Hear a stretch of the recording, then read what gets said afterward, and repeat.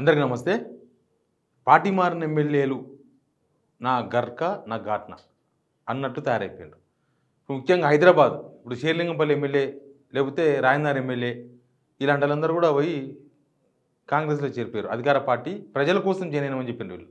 వీళ్ళు చెప్పడం కూడా చేరినప్పుడు చాలా తమాషా చెప్తారు ఎమ్మెల్యేలు ఎవరైనా సరే. మేము ప్రజల కోసం మా కాన్స్టిట్యున్సీ అభివృద్ధి కోసం అధికార పార్టీలో ఉంటే మా ప్రజలకు స్కీమ్స్ అందజేస్తాం ఇట్లాంటివి చాలా చెప్తుంటారు వాళ్ళు. ఇప్పుడు ఏమైంది, మూసీ ప్రక్షాళన మూసీ సుందరీకరణ అనేది మొత్తం రాజనగర్లో కంపరమైంది. రాజనగర్లో ఈ మూసీ పరివాహక ప్రాంతాన్ని మొత్తం కూడా కూలగొడతామని ఎక్కడిదక్కడ మార్కులు వేసిపోయారు. కానీ కనీసం ఆ ప్రజల దగ్గర కూడా ఎమ్మెల్యే పోలేని సిచ్యువేషన్ ఉన్నది. ఎందుకంటే ఆయన అధికార పార్టీలో ఉన్నాడు. ఇప్పుడు ఆడికి పోతే ఏం సమాధానం చెప్పాలి? కూలగొడుతున్నది అధికారమే కదా, కూలగొడుతున్నది ప్రభుత్వమే కదా. ఎవరో వచ్చి ఏ రౌడీలో లేకపోతే ఆ గాజా మీద ఇజ్రాయెల్లో వేసినట్టు బాంబులు ఏమి వేస్తలేరు కదా. ఎవరు శత్రు దేశాలలో వచ్చి కూలగొడతలేరు కదా. మూసీ నది పరివాహక ప్రాంతంలో ఉన్న పెద్ద పెద్ద ఇండ్లను. చిన్న ఇండ్లు ఓకే, కానీ పెద్ద ఇండ్ల విషయం చెప్తున్నా. చిన్న ఇండ్లు 30-40 గజాల ఇళ్ళకు మీరు డబుల్ బెడ్రూమ్ ఇవ్వాలి, 50,000 ఇవ్వాలి, అవసరమైతే ₹1,00,000 ఇంటి ఖర్చుల కోసం ఎవరికి ఇబ్బంది లేదు. కానీ పెద్ద పెద్ద ఇండ్లు కూలగొడుతున్నారు, వాళ్ళు అపోజ్ చేస్తున్నారు ఇక్కడ. దాన్ని వ్యతిరేకిస్తుంది పెద్ద పెద్దోళ్ళే. పెద్ద పెద్దోళ్ళు అంటే కనీసం 120 గజాలు 150 గజాలు G+1 కట్టుకొని కింద మీద పడి లోన్లు తీసుకొని ఊళ్ళో పొలాలు అమ్ముకొని ఉద్యోగాలు చేసి జీవితం అంతా కూడబెట్టుకుని ఏనో దగ్గర కొనాలనుకున్న వాళ్ళు. మూసీకి ఆమడ దూరంలో కొద్ది దూరంలో మూసీ మీద కట్టుకున్న వాళ్ళు కాదు వీళ్ళు. ప్రైవేట్ ల్యాండ్స్ అవన్నీ కూడా. కనీసం వాళ్ళకు మద్దతు తెలిపే పరిస్థితుల్లో కూడా లేరు. ఇప్పుడు హైదరాబాద్ ఉన్నారు, మొత్తం షేర్లింగంపల్లె కదా. షేర్లింగంపల్లె ఎన్ని కూల్చేసారు. అక్కడ ఎమ్మెల్యే పోయే పరిస్థితి వచ్చిందా? ఆ ఎమ్మెల్యే గాంధీ పోగలిగిండా? మరి పోవాలి కదా. పోవాలి, ఆయన కాంగ్రెస్లో లేడు, బీఆర్ఎస్లో ఉందాం అనుకుందాం. బీఆర్ఎస్లో ఉంటే ప్రతిపక్ష నేతగా ఆ బాధ్యత ఉందా లేదా? ఓట్లు వేయించుకున్నాడు కదా ఆయన. ఇప్పుడు అదే వీళ్ళు ఎట్టు కాకుండా అయిపోయినారు. అప్పుడప్పుడు కాంగ్రెస్ వాళ్ళను పోయి కనీసం ఆ మూసీ బాధితులను కలిసి అయ్యో ఇట్లా అయిందా నేను చూసుకుంటా, మీ మీద కేసు వేస్తా, మీ విషయంలో నేను వాదిస్తాను. మదియాస్కి ఉన్నాడు చూసిండ్రా, మదియాస్కి మాజీ ఎంపీ. ఆయన ఎలిమినార్ నుంచి పోటీ చేసి ఓడిపోయాడు. ఆయన చైతన్యపురి నాగోల్ ఆ ఏరియా మొత్తం కూడా ఆయన పరిధిలోకి వస్తుంది. ఆ కాన్స్టిట్యున్సీ కిందకి ఎలిమినగర్ కాన్స్టిట్యున్సీ. ఆయన పొయ్యి ఇప్పటిదాకా మూసీ నది బాధితులుగా చెప్పబడుతున్న వాళ్ళను కలిసింది కేవలం మదియాస్కి ఒక్కడే అధికార పార్టీ నుంచి. ఈ ఎవరు కోమటిరెడ్డి వెంకటరెడ్డి లేకపోతే వాళ్ళు వీళ్ళు అంతా చాలా దూరంగా మాట్లాడుతున్నారు. జనాల దగ్గరకు పోయే దమ్ము ధైర్యం లేదు వాళ్ళకి. రేవంత్ రెడ్డి కూడా పోవచ్చు కదా, మరి ఆ మీటింగ్ ఏదో ఆనే పెట్టవచ్చు కదా, ఆనే పెట్టుకొని మాట్లాడవచ్చు కదా. ఊకే పొద్దుగాలిస్తే కేటీఆర్ హరీష్ రావు మీరే దీన్ని చెడగొడుతున్నారు, మీరే వాళ్ళని రెచ్చగొడుతున్నారు అనే బదులు మీరు పోయి వాళ్ళకి శాంతి పోయేసుకోవచ్చు కదా. మూసీ నది పరివాహక ప్రాంతాలకు పోయి వాళ్ళే ఓ టెంట్ వేసుకుని ఎంతసేపు వితౌట్ సెక్యూరిటీ పోయి వాళ్ళతో మంచిగా మాట్లాడుకొని వాళ్ళతో కూర్చొని అన్నం తిని ఆ మూసీ బాధితులతో కూర్చొని మీరేం బాధపడకండి, మీ ఇల్లు నేను కూలగొట్టి మీకు బంగ్లా ఇస్తా, లేకపోతే మీకు 25,000 ఇస్తా, ఉంది కదా మీ సూక్తి ఒకటి ఉంది కదా. అంటే ఇది చూసినరా ఎట్లున్నదంటే గిచ్చి బెల్లం పెట్టుడు అనమాట. ఇప్పుడు ఫస్ట్ ఏమో మీ ఇల్లు కూలగొడతాం ఎవరిని చెప్పుకోపో అన్నారు. తర్వాత డబుల్ బెడ్రూమ్ ఇల్లు ఇస్తామన్నారు. గ్రేట్గా ఈయన కట్టించిన డబుల్ బెడ్రూమ్లు, రేవంత్ రెడ్డి కట్టించిన డబుల్ బెడ్రూమ్.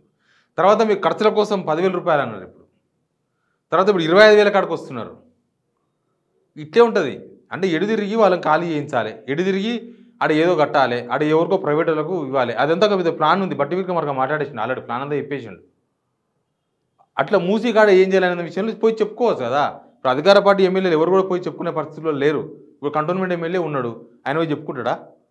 కనీసం ప్రతిపక్ష ఎమ్మెల్యేలకు అవకాశం ఉంది. ఎలిమినార్ సుధీరెడ్డి పోయిండు. సుధీరెడ్డి పోయి వాళ్ళని కలిసి మాట్లాడి ముందు నా మీదకి వెళ్ళిపోవాలి బుల్లోజర్, మీ ఇంటి మీకు రాని అని చెప్పేసి ధైర్యం చెప్పి వచ్చిండు. కుకుడుపల్లి ఎమ్మెల్యే ఆయన రోజు పోతున్నాడు. మాధవ కృష్ణారావు ఆయన ప్రతిపక్షం ఉన్నాడు కాబట్టి రోజు పోయి జనాలను కలిసి 7 నోటీస్ ఇస్తే అడవి కూర్చొని రోజు వాళ్ళకు ధైర్యం చెప్పే ప్రయత్నం చేస్తున్నాడు. ఈటల అందరూ చూసినాం కదా, ఎంపీ ఆయన మొత్తం దేశం అంతా తిరుగుతున్నాడు. ఆయన ఎంపీ లిమిట్స్ కూడా క్రాస్ చేస్తున్నాడు అవసరమైతే జనం కోసమని. ఎందుకంటే బీజేపీ వాళ్ళు మిగతా ఎవరు మాట్లాడతలేరు, మాకు సంబంధం లేదు, మాది ఈ దేశం కాదంటున్నారు వాళ్ళు. ఆయన ఒక్కడే పోయి జనాలను కలిసి చేస్తున్నాడు. ఇప్పుడు ఈ పార్టీ మారిన ఎమ్మెల్యేలు కనీసం ప్రతిపక్షంలో ఉండింటే ఈరోజు ఆ అత్తాపూర్ల జనాల దగ్గరికి పోతుండే కదా ప్రకాష్ గౌడ్, ఆ హైదరాబాద్ దగ్గరికి పోయేవాడు కదా గాంధీ. మరి ఏమైంది? కనీసం ఆ అవకాశం కూడా లేకుండా పోయింది. మదియాస్కి ఉన్న అవకాశం కూడా కనీసం వీళ్ళకి లేదు. మదియాస్కి ఓడిపోయిండు, అయినా సరే పోయి జనాలను కలుస్తున్నాడు. వీళ్ళు పక్క పార్టీలో గెలిచి కాంగ్రెస్లోకి పోయినరు, అయినా సరే జనాలను గెలిచే పరిస్థితులు లేకుండా పోయినరు. వీళ్ళు చెప్తే రేవంత్ రెడ్డి వినడు, రేవంత్ రెడ్డి ఏం కలవడు, రేవంత్ రెడ్డికి వీళ్ళు చెప్పేది ఏం లేదు. జనాలను పోయి కలిసి వీళ్ళు ఇచ్చే హామీలు కూడా ఏముండదు. ఇస్తే ఆ ప్రజలను కలిసి సేమ్ మదియాస్ లాగా మాట్లాడాల్సి వస్తుంది. నేను చూసుకుంటా, ఎవరు రాడు మీ ఇంటికి అని చెప్పాల్సి వస్తుంది. ఆ దమ్ము ధైర్యం కూడా ఆ ఎమ్మెల్యేలకు లేదు. ఓట్లు వేయించుకున్నారు, పార్టీ మారినారు, అవతల పడ్డారు, కథం అయిపోయింది. మొన్న ఈ కేటీఆర్ వాళ్ళందరూ నేను చూసిన రాజనగర్ పోయినారు కదా, రాజనగర్ అత్తాపూర్ పోయినారు కదా, రాజనగర్ కాన్స్టిట్యున్సీ పోయినప్పుడు కనీసం ఆ ఎమ్మెల్యే గురించి ఎవరైనా మాట్లాడతారేమో, మా ఎమ్మెల్యే ఉన్నాడు మాకు ధైర్యంగా, మా ప్రకాష్ గౌడ్ ఉన్నాడని మాట్లాడతారేమో జనం అంటే పొట్టు తిరుగుతున్నారు. ఒక్కరు కూడా సప్లై చేస్తారు. అసలు రానేదే మా ఎమ్మెల్యే మా దగ్గరికి, ఓట్లు వేయించుకున్నాడు, పోయిండు, అవతల పార్టీలో ఏరిండు, అసలు సంబంధమే లేదని చెప్తున్నారు. మరి మీరు పార్టీ మారింది దేనికోసం? ఇంకా జనాలే మీరు వస్తలేరు, జనాలే మాకు సంబంధం లేదని మాట్లాడుతున్నప్పుడు ఇంకా మీరు చేసింది దేనికోసం? మీరు పార్టీ మారింది దేనికోసం అని అర్థం చేసుకోవాలి.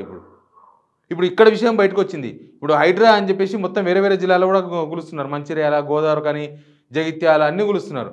అక్కడ పార్టీ మారిన ఎమ్మెల్యేలు బాన్స్వాడలో గులిస్తే ఆయన పోతాడా? మాజీ స్పీకర్ పోచారం శ్రీనివాసరెడ్డి పోతాడా? పోలేడు. జగిత్యాల గులిస్తే ఆయన పోతాడా? డాక్టర్ సంజయ్ పోతాడా? పోలేడు. చేవెళ్ళలో కూడా గులుస్తున్నారు ఆల్రెడీ. ఇప్పుడు మనకి గండిపేట ఏరియా మొత్తం చేవెళ్ళ కాన్స్టిట్యున్సీకి వస్తుంది. యాదా ఏడవనుకున్నా కూడా తెలియదు. చేవెళ్ళ ఎమ్మెల్యే మచ్చు కూడా కనిపిస్తున్నాడు మనిషి. అయ్యో, చేవెళ్ళ అంటే పక్కనే కదా ఎమ్మెల్యే, ఆయన కూలగొడితే కనీసం కూలగొట్టిన తర్వాత నాన్న పోయి పరామర్శించరావచ్చు కదా జనాలని. చేవెళ్ళ ఎమ్మెల్యే యాదయ్య గండిపేట ఏరియాలో అవే కూలగొట్టింది. పోతలేడు. యాదయ్య కూడా బంద్ చేసిండు. ఎందుకు బంద్ చేసినట్టే ఆయన ఇప్పుడు అధికార పార్టీ ఉన్నాడు. పోతే మరి హామీ ఇచ్చి రావాల్సి వస్తుంది. వీళ్ళు ఛాన్స్ ఎట్లా కోల్పోయారని చెప్పడానికి చెప్తున్నాయి వీడియో. నేను కనీసం ఓడిపోయినా మర్యాదకి ఉన్న ఛాన్స్ కూడా ఈ ముగ్గురికి లేదు. మిగతా ఎమ్మెల్యేలు, పార్టీ మారిన ఎమ్మెల్యేలు అటు ప్రజల వైపు మాట్లాడక, ఇటు ప్రభుత్వంలో ఉండి హామీలు ఇవ్వలేక, ఎటు కాకుండా మధ్యలో మిగిలిపోయారు. ఎటు కాకుండా అటు కాదు, ఇటు కాదు, ఎటు కాకుండా అయిపోయినారు వాళ్ళు. Please subscribe signal TV.